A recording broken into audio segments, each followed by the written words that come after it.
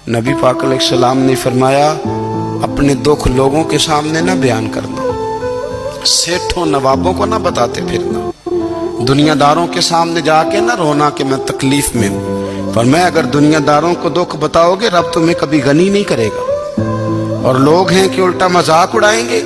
आपकी जिससे बड़ी पक्की यारी है ना, पक्की, वो तब तक पक्की है जब तक आपने 50,000 मांगा नहीं। और जिस वक्त आपने कह दिया कि मैं मजबूर हूं मेरी मदद कर, तो फिर खत्म हो गई दोस्ती। लोगों की ताल्लुकात आपके साथ तब तक हैं जब तक आप उनसे कोई जरूरत वाबस्ता नहीं करते।